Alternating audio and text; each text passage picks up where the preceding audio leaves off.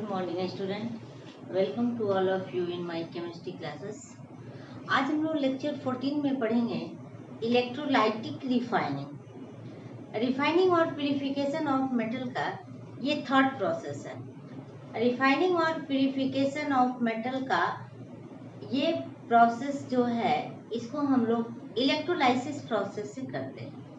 Electrolytic refining, जैसा कि आप देख रहे हैं यहाँ पर लिखा हुआ है इलेक्ट्रोलाइटिक रिफाइनिंग। रिफाइनिंग के पहले इलेक्ट्रोलाइटिक वर्ड है, that means here refining is done by electrolysis. Electrolysis process से जब हम मेटल से इम्प्योरिटीज को रिमूव करते हैं तो ऐसे प्रोसेस को हम लोग कहते हैं electrolytic refining. That means electrolytic refining is those process.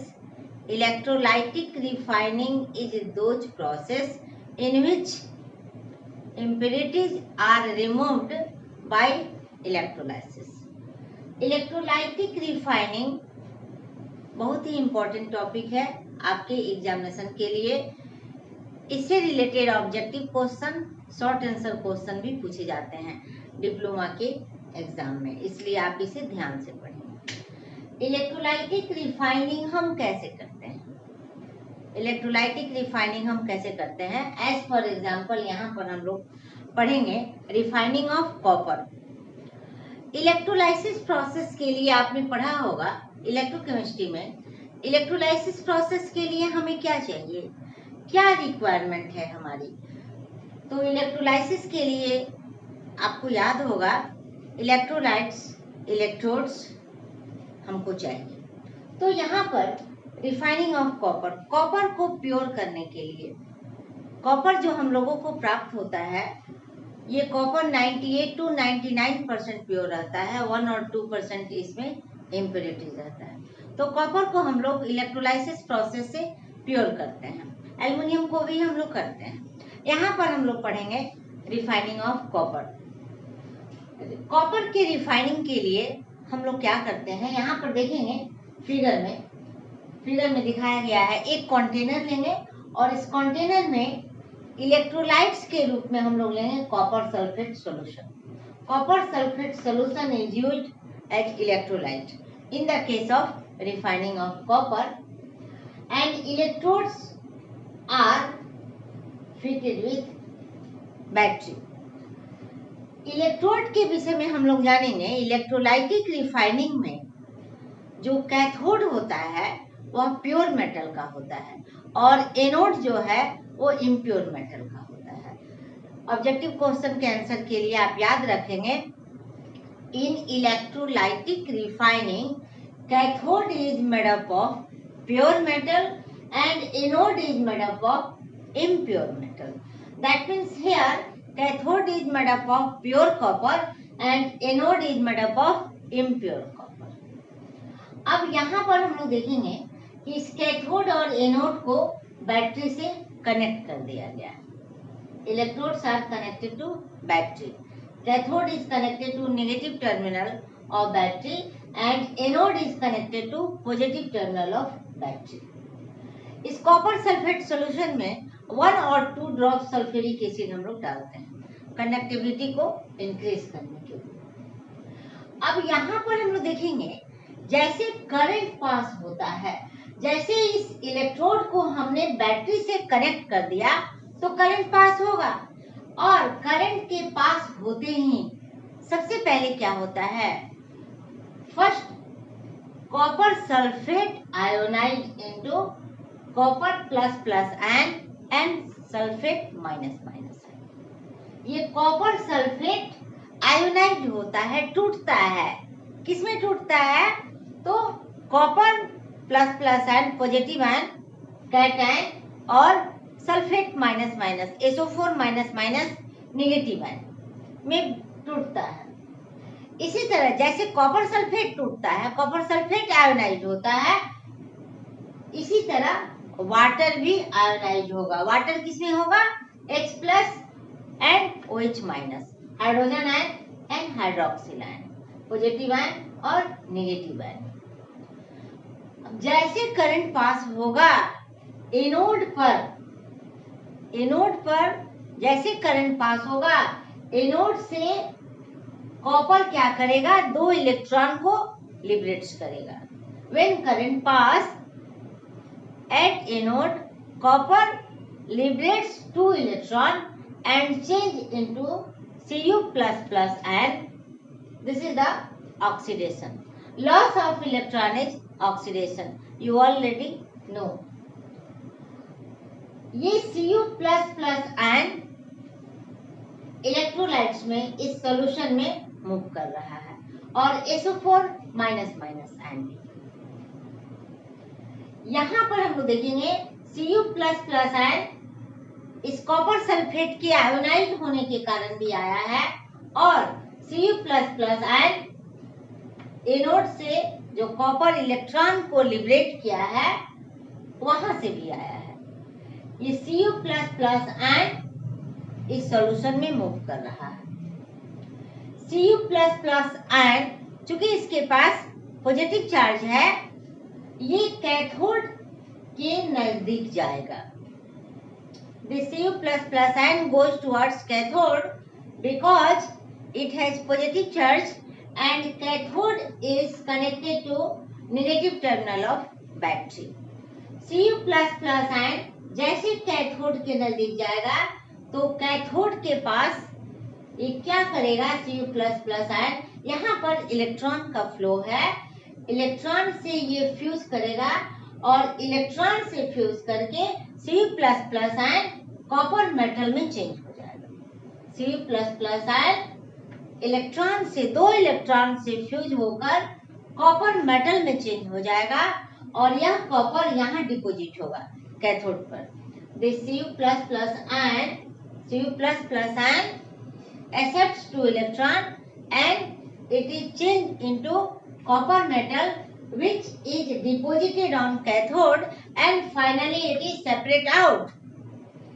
Copper metal deposit होगा किस पर, कैथोड पर, और बाद में हम लोग इसे अलग कर लेंगे, बाद में हम लोग इसे सेपरेट कर लेंगे। तो यहाँ पर ये कॉपर प्योर हमको मिलेगा कैथोड पर और यही कारण है कि इलेक्ट्रोलाइटिक रिफाइनिंग में जो कैथोड हम बनाते हैं वो प्योर मेटल का रहता है, क्योंकि यहाँ पर हमको प्योर मेटल को प्राप्त करना रहता है। यदि यहाँ हम इम्प्योर मेटल का बनाएंगे तो इस प्योर मेटल को डिपॉजिट करने से क्या फायदा, वहां पर तो इम्प्योरिटीज चला ही जाएगा। तो आप ध्यान रखेंगे, in electrolytic refining cathode is made up of pure metal and anode is made up of impure metal. इस एनोड पर जिसको हमने इम्प्योर मेटल का बनाया था, यहाँ पर कॉपर के केस में इम्प्योर कॉपर यहाँ पर है, दैट मीन्स कॉपर भी है और इम्प्योरिटीज भी है। तो कॉपर तो हमको यहाँ पर मिल गया कैथोड पर।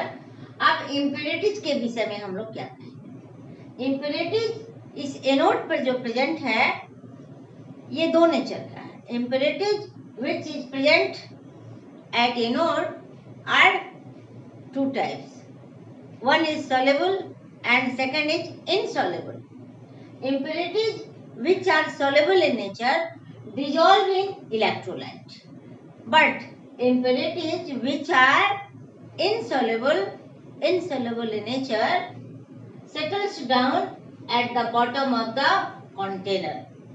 Impurities which are insoluble in nature settles down at the bottom of the container which is called anode mud. इस एनोड पर जो इम्प्योरिटीज प्रेजेंट है वो 2 तरह का है, एक घुलने वाला, एक सोल्यूबल है और एक इनसोल्यूबल है।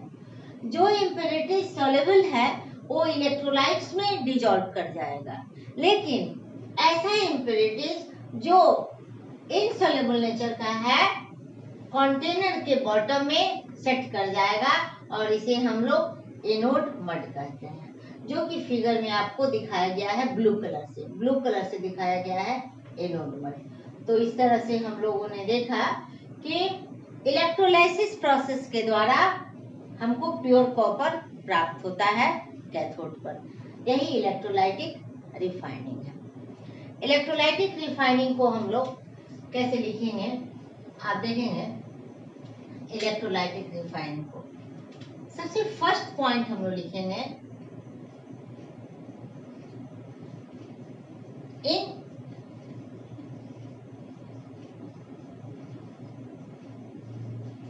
electrolytic refining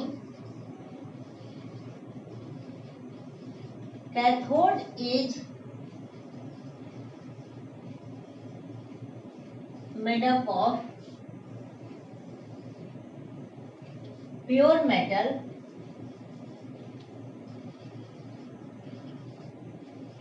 and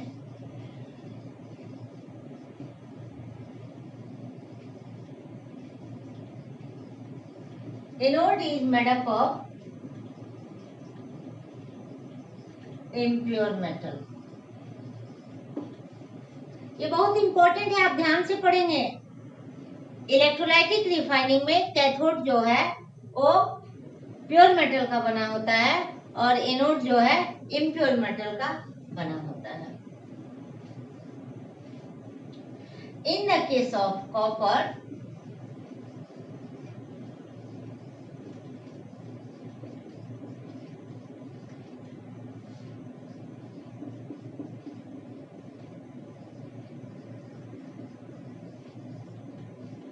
copper sulfate solution is taken in a container at electrolyte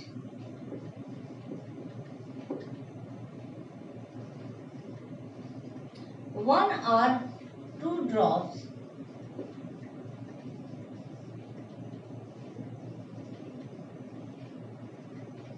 sulfuric acid is added।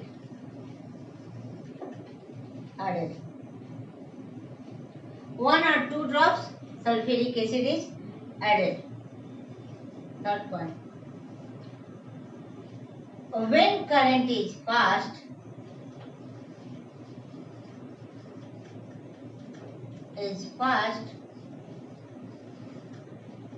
when current is passed following chemical reaction take place।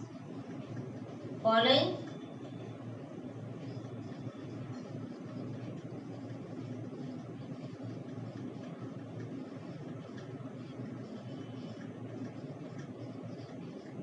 when current pass following chemical reaction take place। सबसे पहला point आपने देखा in electrolytic refining cathode is made up of pure metal and anode is made up of impure metal. This is very important for answer of objective questions. Second point, in the case of copper sulphate solution is taken in a container at electrolyte one or two drops of sulfuric acid is added। and third point, when current is passed following chemical reaction take place। यहाँ पर chemical reaction आपको दिखाया गया है। जैसे हम लोग electrode को बैटरी से कनेक्ट करेंगे केमिकल रिएक्शन स्टार्ट होगा और केमिकल रिएक्शन के स्टार्ट होते ही आप देखेंगे कॉपर सल्फेट आयोनाइज होगा Cu++ ion and SO4- ion में, और उसी तरह से वाटर भी आयोनाइज होगा H+ और OH- में। जैसे करंट पास होगा एनोड से क्या होगा, इलेक्ट्रॉन कॉपर क्या करेगा, दो इलेक्ट्रॉन को लिबरेट करेगा, Cu++ आयन का फॉर्मेशन होगा। This is oxidation reaction which take place at anode and this Cu++ ion goes into the electrolytes and Cu++ ion moves towards the cathode and at the cathode Cu++ ion fuses with two electron and it is changed into copper metal which is deposited on cathode and finally it is separate out। तो यहाँ हम लोगों को cathode पर pure metal मिल गया है। अब हम देखेंगे इम्प्योरिटीज के विषय में कि इम्प्योरिटीज का क्या होता है। यहाँ पर कैथोड पर हमें कॉपर मिल गया और इम्प्योरिटीज के विषय में हम लोग देखेंगे क्या होगा। यहाँ पर फोर्थ पॉइंट हम लोग लिखेंगे। Fourth point, impurities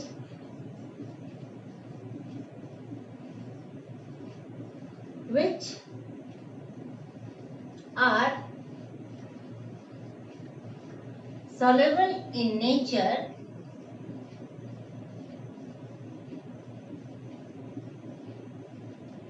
dissolves in electrolyte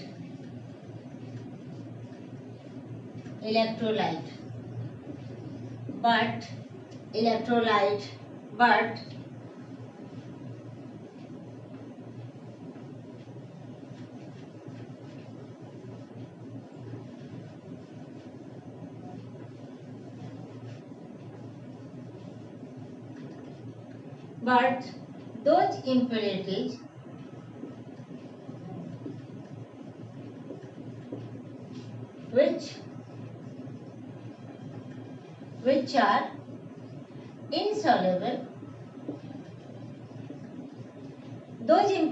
which are insoluble,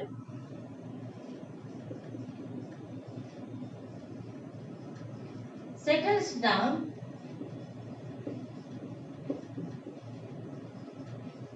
at the bottom of the container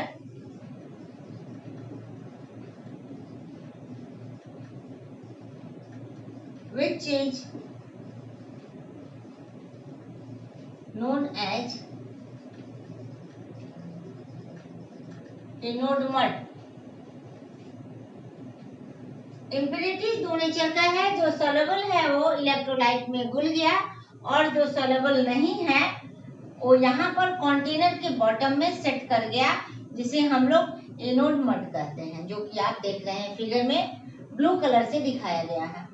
यहाँ पर एक क्वेश्चन है कि कॉपर सल्फेट और वाटर आयोनाइज हो रहा है, दोनों आयोनाइज हो रहा है, तो यहाँ पर जब Cu++ आयन और H+ ion both are positive in nature, but why only Cu++ ion goes towards cathode?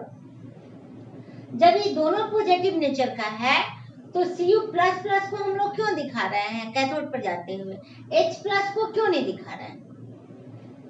H+ ion भी तो जा सकता है, इसके पास भी पॉजिटिव चार्ज है और कैथोड के पास नेगेटिव चार्ज है, तो H+ आयन क्यों नहीं जा रहा है, H+ आयन को हम क्यों नहीं दिखा रहे? इसका आंसर होगा कि रिडक्शन पोटेंशियल जिसका ज्यादा है वो यहाँ से फास्ट रिलीज करेगा। That means Cu++ ion goes towards cathode because reduction potential of Cu++ ion is greater than the reduction potential of H+ and reduction potential high है Cu++ आयन का, इसलिए ये सॉल्यूशन से फास्टली डिस्चार्ज होता है, इसलिए Cu++ ion ही जाता है यहाँ, जो इलेक्ट्रॉन से फ्यूज होकर कॉपर मेटल में चेंज हो जाता है। तो आज यहाँ पर रिफाइनिंग और प्यूरिफिकेशन ऑफ मेटल का तीसरा प्रोसेस फिनिश्ड हो गया, इलेक्ट्रोलाइटिक रिडक्शन, इसे आप ध्यान से पढ़ेंगे। और मेटलर्जी का स्टेप जो है, जितना भी मेटलर्जिकल स्टेप्स है, concentration, calcination, smelting, reduction to free metal, refining और प्यूरिफिकेशन ऑफ मेटल आज फिनिश्ड हो गया। और नेक्स्ट क्लास में अब हम लोग एक्सट्रैक्शन पढ़ेंगे पार्टिकुलर मेटल का, extraction of iron. Okay, thank you.